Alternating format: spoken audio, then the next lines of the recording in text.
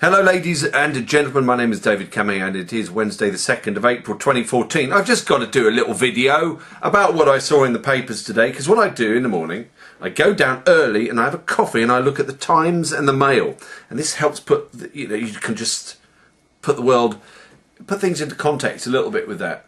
See what they're up to. I read the Times because, of course, historically, according to the big book Tragedy and Hope is connected to the Royal Institute of International Affairs, and you can tell that anyway with the content. The Times, with all its globalism that it pushes, its UN Agenda 21 that it pushes. I think one of the headlines today was all about fracking. One of the leader articles about fracking, how wonderful it is. I'll talk about fracking in a second. Anyway, so I was looking in the Times, and you see, but I think this one, actually, there was an article on this, but I can't find it, so I've got it on here. Right here. And I found it in the Daily Mail, but it's also mentioned in the Times. I think it's in the Times as well. Archbishop Welby's son given a plum job by Blair. Now, so Archbishop Welby. Now, of course, he's the Archbishop in charge of the Church of England, which I describe as one of Satan's favourite engines of deception, to get people away from the truth, to talk about communitarianism. You only have to go to a local church and look at all the language of communitarianism, and all their little leaflets, all the sustainability, you see it coming up all over the place, and these global initiatives all the time. And yeah, Archbishop Welby, well, not surprisingly, is Archbishop. He's an ex-all man, isn't he? Probably knows about as much as a connection with God, or probably understands the true connection with God as much as a pair of pliers will understand it. But anyway, of course, his son has been given a plum job by Blair. There's a picture here in the newspaper if you want to go and type this in. Archbishop Welby's son given plum job by Blair. And you see a nice picture of Archbishop Welby's son there. And then when you go to the, you can consider the Faith Foundation, which is Tony Blair's Faith Foundation. Here's a quote from it. They've got this thing called the Faith and Globalization Initiative with Blair. Blair wanted for war crimes where many people wanted to, certainly for lying. I think it's pretty unequivocal evidence, isn't it, that he's a liar, and he brought a load of people, he's involved with the destruction of Iraq, and pretends to have faith. Faith in what? I don't know. So maybe he's not pretending, but he pretends to have faith in the God that you and I would like to be connected with, of course. But anyway, here is the Faith and Globalization Initiative. This is part of the Faith Foundation, Tony Blair's one. Tony Blair associated with faith, my goodness me. Anyway, this one is here, the Faith and Globalization Initiative. It's a global network, of course. Got to have the networks, got to have the globalism, got to have the centralization, because that's what you get with it. Just like a spider's web. There's a spider up there, actually, and sometimes he runs out and gets a fly, because he's got his web. And so he can connect with any fly that lands on his web. That's why these globalists love these networks. Anyway, global network of leading universities seeking to expand their research and teaching. Teaching what? What their globalist miasma, their sort of one world religion mess. Teaching in the field of religion and globalization. Now, true religion cannot go hand in hand with globalization. No, I'm not going to refer to any religion from that. Well, I could easily refer to the Bible for that, because, of course, sovereign rulership from the heavens by Christ is of the nations. That's what the whole Bible points us towards. The kingdom of God, which is the sovereign rulership of the nations on this world, by God. It's God's government, basically, by Christ, over the world, and with Christ up in the heavens. It happens after the Epiphania, the last 490 years. It's talked about throughout the entire Bible. In fact, it's the theme, really, the main theme of the Bible, which is the kingdom of God, which is not heaven floating around on a cloud. It's this world with independent nations and people having a relationship with God through Christ, actually. But anyway, the emphasis is on nations, and I can confirm that just by considering the solar system and what that's related to, which is the growth of knowledge, as I explain. And one of the fundamental things about existence, spiritual existence certainly, which is our true existence, is knowing who you are, basically. It's having identity. And you can't have identity unless you have boundaries. because there's no me or you unless we are different people in different bodies. If we're merged into some blob, we don't exist. Now they want everything to be merged in one big blob, like the Tower of Babel, which is why the story, the situation of the Tower of Babel, God sent everybody in their direction to know who they are in relation to everybody else. That's the essence of it. There's no me without you. So you don't have globalization. Globalization and religion and God do not go together. True God, that is. They don't go together. That's it. But we know what they're doing here. We know they're trying to piggyback religion and people's propensity, in fact, to want to get on with each other. So that's what I think is going on here with this faith foundation. It's a monstrous thing as far as I'm concerned. And I'm not surprised that Welby's son has got a plum job there. I'm not surprised at all. Because, like I said, Welby, ex-All Man, surely a globalist as well. Anyway, now, so that's Welby. Hey, talking of Welby, the man, by the way, the globalist, no, I think he's a globalist, without a shadow of a doubt. The Archbishop of Canterbury, the associate of the Church of England, of course, and him and all that, being associated with Wonga.com, the usury thing. What did Jesus do when he saw all the money changers? Exactly. Anyway, talking of Archbishop Welby, Crowe, Russel Crowe, here's a headline for you. Russel Crowe consults the Archbishop of Canterbury, there's a picture of them there, as Noah film faces criticism. Now, why would you ask him? I tell you, Russel Crowe, to me, is a man, he must be misguided in some sort of way. He strikes me as being a real man, someone who likes his family, who likes his country, who likes liberty, who likes independence. What's he doing with him? What's he doing with the Archbishop of Canterbury? I'll tell you what, if Russel Crowe wants to know about Noah and everything else like that, he should start his studies with, I would suggest, certainly, although it's almost impossible to get a copy, of the Aeonian books.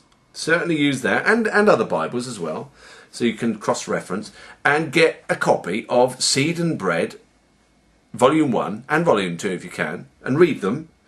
And by Seed and Bread, Volumes 1 and 2 are by Otis T. Sellers. I'd say that. There you go, Russell. Now go and have a look at that. And while you're at it, you might as well have a look at a bit of Pember, Earth's earliest ages as well. That's a little bit of side study, and you'll begin to get it. You don't need to ask an ex-All Man about that. Then, anyway, moving on.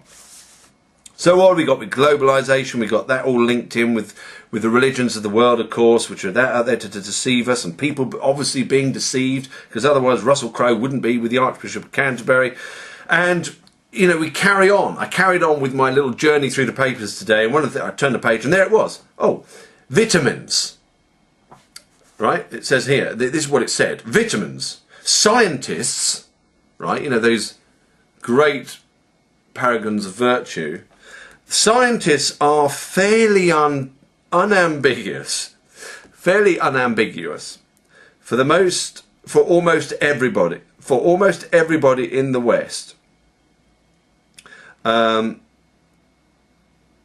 Almost all supplements are pointless. So basically it's saying scientists are fairly unambiguous, that for almost everybody in the West, almost all supplements are pointless.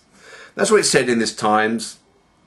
And don't forget, if it's a globalist affiliated paper, which I think it is, it's going to be very interested in banks, the big international banks, big pharma, big corporations, and making people weak and dependent. And so it doesn't want people to have supplements, good supplements. But then when you look at it, a quick glance of the deluded, which is, most people read the Times because they believe in the system, would just think, they take from that, right, vitamins are terrible, it's ridiculous, and all the jokers who have vitamin supplements, they're all mad because it all says it in the Times. But when you read this, it goes like this: they are fairly unambiguous. For almost everybody in the West, almost all supplements are pointless. So they're really, within that statement that seems so bold at first, you've got this, a lot of room for it not to be true. And the thing is, supplements, our food is so empty of nutrition that you've got to have supplements. But the problem is, you've got to be very, very, very, very, very careful where you get your supplements from. You do not get them from the big organisations. You do not get them from big producers and so on. Or if you do, you've got to be very careful about where you get them, because so much of it is synthetic. So much of it is from GMO, right? So you've got to be very, very careful. Now, I get my supplements from somebody who actually does his best to get the best stuff. And that is from ancientpurity.com. Now, the staff there and are unbelievably helpful. And also the Clive de Carl, who I think runs the whole thing, who has, look him up, because Clive de Carl, de is a separate word from Carl, and it's C-A-R-L-E, I think, and he does the Health Revolution on UK column. So you go to the UK column on YouTube and you put Health Revolution and you see what Clive de Carl says about supplementation. Enormously helpful anyway if you speak to him. And what he does, he bends over backwards to get proper supplements from good sources, and that's what you get. And I have mine from there, and I don't get ill, you know. I mean, as far the amount, I used to get colds quite regularly and things like that, and aches and pains and whatever. I do not get them anymore. And it's since having this, I feel a lot better and everything else. But they obviously don't want you to feel well, and so they keep pumping this meme that vitamins are deadly. And they are deadly if you get the fake ones that are made by Big Pharma and all the big industries who are trying to take over this, but not if you get them properly sourced. So there's that I wanted to mention as well. Oh yeah, here's the last thing I saw. And this is in the Times headline, fracking to go ahead under homes even if owners object.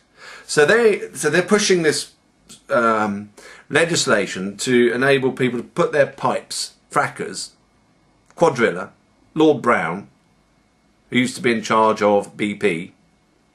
He was in charge of BP when they bought out, I think it was the Kazakhstan oil fields. And they thought that because BP were buying them, they'd get all the best technology and it'd be great for the jobs. I think it was Kazakhstan. They'd get all the jobs because they've got BP coming in. You've got Lord Brown, who's now in something to do with the cabinet, of course. Very close to the Prime Minister. You've got to have Lord Brown, you know, who's in charge of fracking, close to the Prime Minister. Because, you know, these big corporations work with government, which is fascism, isn't it? Anyway, so Lord Brown in Kazakhstan, he's in charge of BP at the time, and I think it was Kazakhstan, went in there. Everyone was excited because they thought they'd get all the big technology of BP, improve the economy. But what he did was shut them all down, shut down the oil fields, shut down production, or at least closed it down. Why? In order to make oil more scarce, of course, so you can keep the prices up.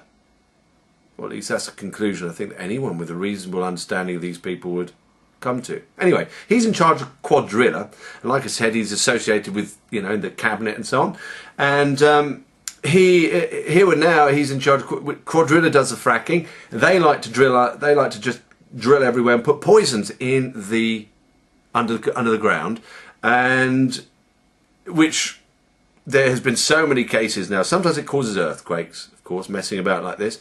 And sometimes it poisons the water and everything else. But they need to do this. They need to poison these things under the fake idea that we've got to get gas from fracking. When, of course, there's so much coal under this country. And it was very easily accessible before it was all shut down by Margaret Thatcher.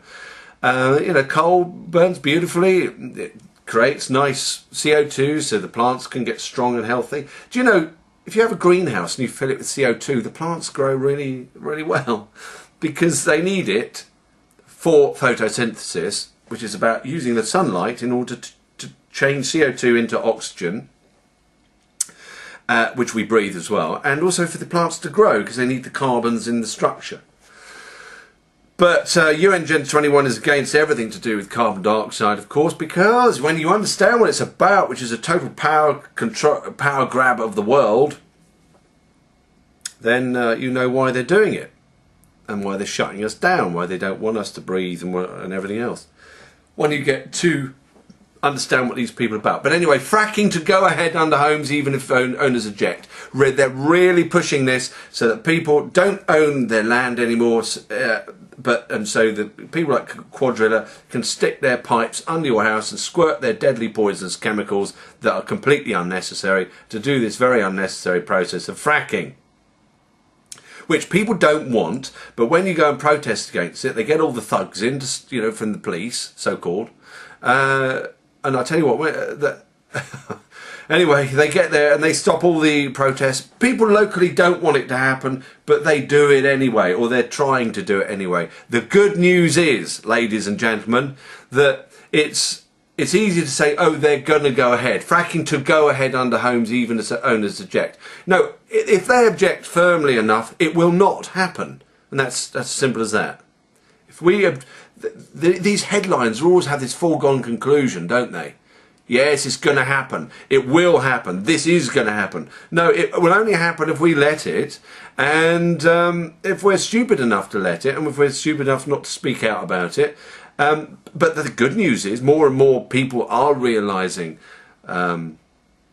what's happening, and they are standing against it, and they're taking people to court, and they're taking their councils to court, and so on, and taking the police to court, and it's happening. The resistance to all this, very firm, polite resistance to this, and legal and completely non-violent resistance to this monster that's being forced on us is growing exponentially. It's growing so fast. You talk to people in the street now, they're all aware of it. I was talking to a policeman today, he's aware of it. People are aware of it. He's more aware than he was now, because he's going to go away and look up what I suggested him to look up. Anyway, there you go. I thought I'd let you know what I saw in the papers. And I shall speak to you soon. Have a very good, whatever it is, length of time between now and when I put up another video. See you later. Thanks for watching.